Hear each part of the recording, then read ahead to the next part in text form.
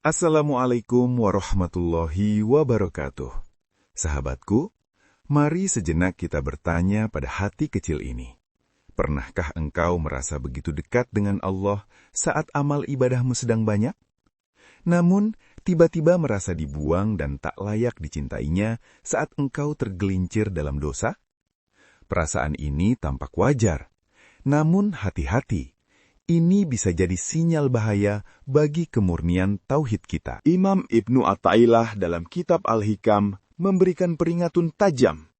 Sebagian dari tanda bersandar pada amal adalah berkurangnya harapan kepada Allah ketika terjadi kesalahan.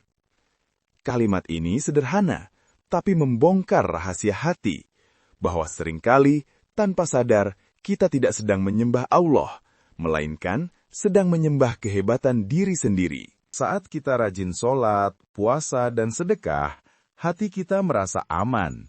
Kita berpikir, aku pasti selamat, bekalku sudah banyak.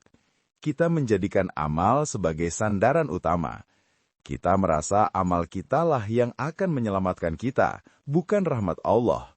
Ini adalah bentuk kesombongan halus yang sering tidak disadari oleh para ahli ibadah. Lalu, apa yang terjadi saat kita berbuat dosa? Bangunan rasa percaya diri itu runtuh seketika. Kita menjadi putus asa. Kita merasa pintu surga tertutup rapat.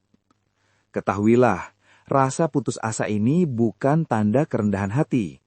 Justru, ini bukti bahwa selama ini kamu mengandalkan modal amalmu sendiri, bukan mengandalkan kemurahan sang pemilik amal. Menyesali dosa itu wajib. Menangis karena khilaf itu indah. Tapi berputus asa dari rahmat-Nya itu dilarang.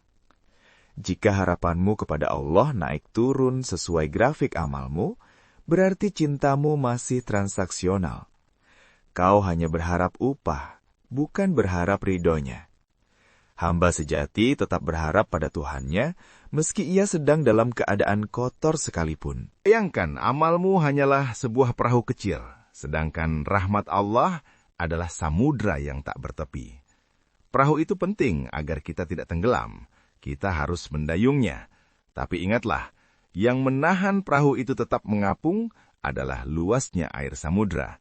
Jangan pernah merasa perahumu lebih besar daripada samudra ampunannya. Maka mulai hari ini, ubahlah pandanganmu. Jika kau berhasil beramal soleh, katakan, ini murni pertolongan Allah, bukan hebatku.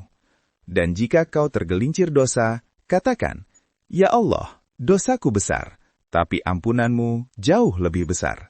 Aku kembali padamu.